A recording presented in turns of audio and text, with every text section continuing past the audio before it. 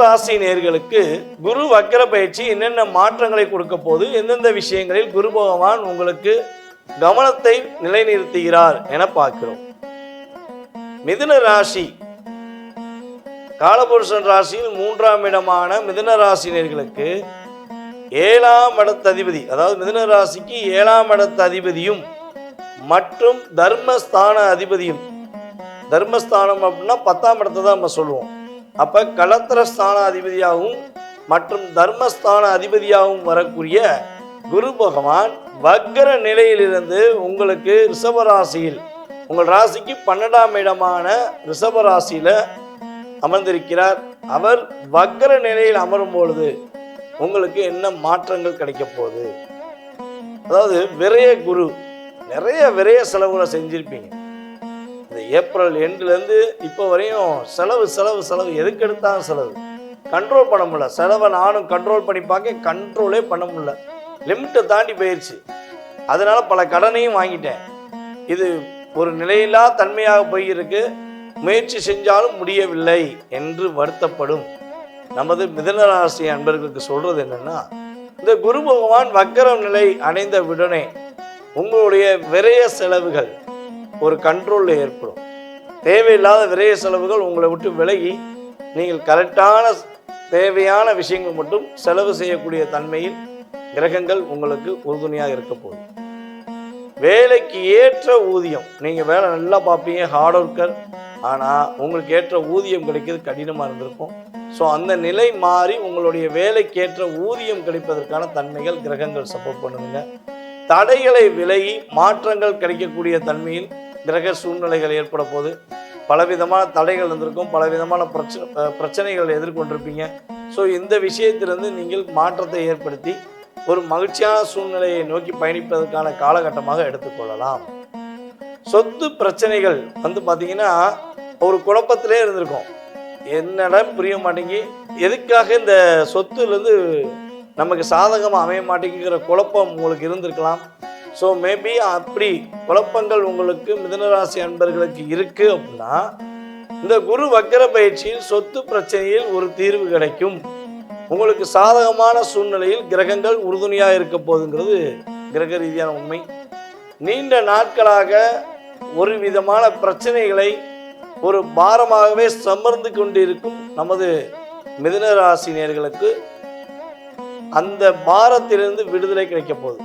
உங்களுடைய மனதில் உள்ள பாரத்தையும் தலையில் உள்ள பாரத்தையும் தூக்கி தனியாக வச்சுட்டு ஃப்ரீ மைண்டாக நீங்கள் செயல்படுவதற்கான ஒரு காலகட்டமாக அந்த குரு வக்கர பயிற்சியை நீங்கள் எடுத்துக்கலாம்.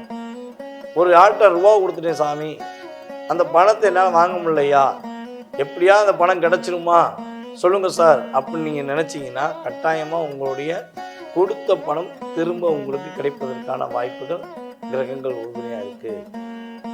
வெளியூர் பயணங்கள் செல்வதனால் மாற்றம் ஏற்படுமா, நான் இடம் விட்டு இடம் மாறிடலாமா, அல்லது வெளியூர் சென்று வேலை பார்க்கலாமா அப்படின்னு நினச்சா கட்டாயமாக அந்த பயணம் மூலமாக உங்களுக்கு நன்மைகள் கிடைக்கக்கூடிய காலகட்டமாக கிரகங்கள் உறுதுணையாக இருக்கு.